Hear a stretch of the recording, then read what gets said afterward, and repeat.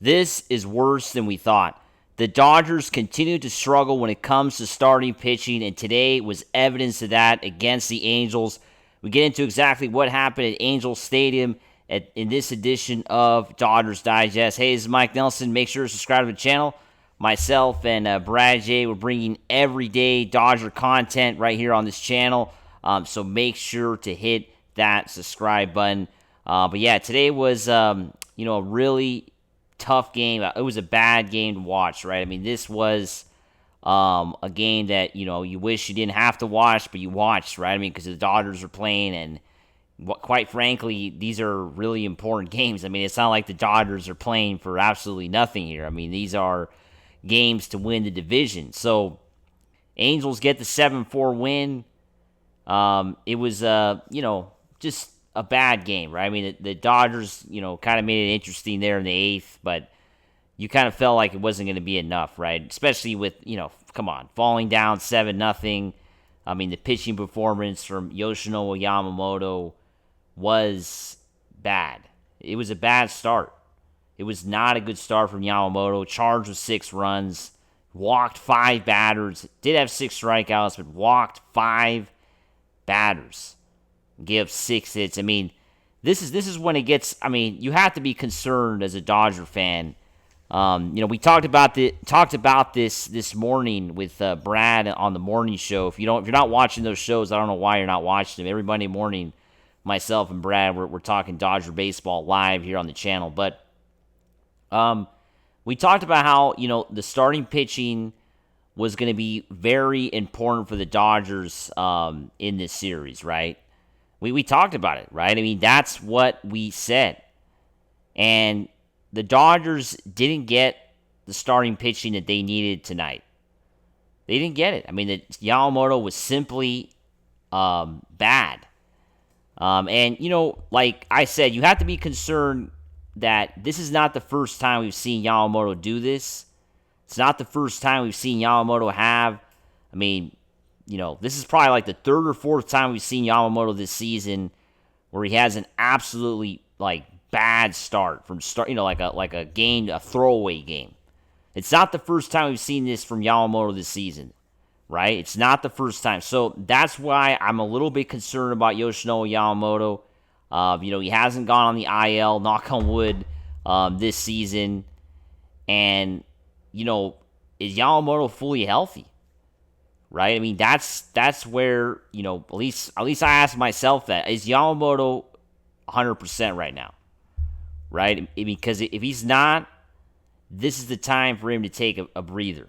Right? This would be the time. You might be thinking, what are you talking about, Mike? I mean, the Dodgers are literally only a game ahead of San Diego, and they got the biggest series of the season next weekend. What do you mean, if he needs a break, take a break? But hear me out. I mean, if Yamamoto has to take some time off for injury, if he's starting to have arm soreness or whatever, this would be the time to do it. Because just like last year, Yamamoto missed basically the entire summer. Right? He missed the whole summer. Got hurt in early June. We didn't see him until September. And, he came back and he was on point. He was 100%. He was a whole new guy. And he led the Dodgers to a World Series championship. So the Dodgers are going to need somebody again this October. They are. I mean, every World Series winning team has a pitcher, at least one, sometimes 2, and sometimes 3, but usually it's 1 or 2 starting pitchers that you could go back, when you go back and watch the old DVDs, well, people don't do that anymore, but when you watch the old World Series highlights, or when you watch whatever, however you want to watch the old World Series, go on YouTube, whatever, it doesn't matter. There's always that one guy that every franchise has had that has led that team, that said team, to the championship, right? And that's what Yamamoto was last year for the Dodgers. Can Yamamoto be that guy again this year, right? That's my question, everybody. Do you think Yamamoto has it again?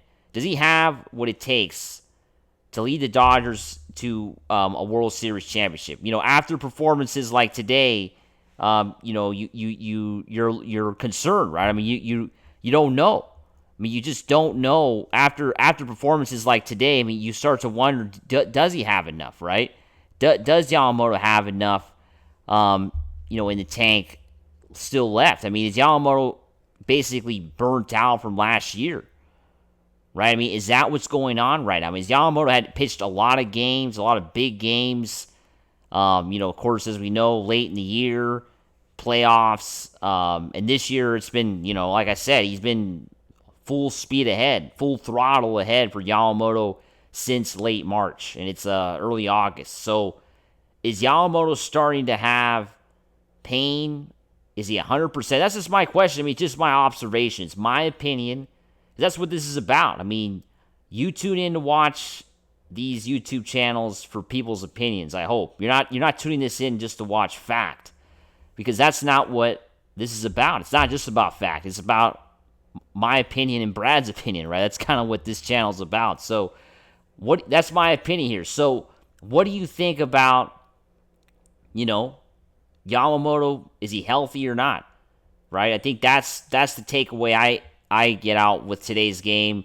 And yeah, I mean, some people are gonna, jump on this too. The offense, Muncy getting a big 3-run shot, keeping the Dodgers in. A horrible injury to Gustavo Campero on that play. We wish nothing but the best to Campero, who got hurt, of course, on the Muncy 3-run shot. And yeah, I mean, look at the bottom of the lineup. It was bad, right? Conforto disappointing again. Freeland, the double play in the 7th inning, that really hurt, right? Bags loaded. Freeland grounds into a double play. Alex Call going 0 for 4. Freddie Freeman going 0 for 3. Sure, okay. Betts 2 for 4. Can't criticize Betts tonight. Everybody's always criticizing Mookie for whatever reason, just because he's had an off year. But why would we criticize Mookie Betts? This guy won us a World Series last year, right? And honestly, you can't criticize anybody on this team when it comes to the offense. You can't. Because I'm going to keep saying this until the Dodgers end their season, whether they win the World Series or not. I'm going to keep my opinion. The Dodgers have the best offense in baseball, right? They have the best offense on paper in baseball, and we're going to stick by that. If you're behind this Dodger team, you got to believe that. I mean, you got to. I mean, the Dodgers spent so much money on these guys, and they won a World Series last year with this offense. They have the best offense in baseball. Come on, tell me another baseball team, and don't tell me Milwaukee has a better offense, because they don't. They have maybe better pitching than the Dodgers right now when it comes to the way guys are playing. But on paper, the Dodgers have also the best pitching. But sure, okay, the Dodgers pitching hasn't been consistent this year, so you can't say the Dodgers have the best pitching in baseball in 2025. But they have the best offense in baseball. They do. Look at today. They didn't even have their best going, and they still got 4 runs. They almost came back. So don't worry about the offense. They're going to score runs. We need to get better starting pitching and get, of course, better bullpen pitching too, right? Got to get that middle relief. So that's the takeaway. I hope Yamamoto is okay, because you got to be concerned. It's only a game lead now. The Dodgers really need a W tomorrow. Emmett Sheehan on the mound. Going to be watching that game intently, like I'm going to be watching the rest of the games this season, because there's so much in play. As always, make sure to subscribe, and let's go Dodgers. Woo!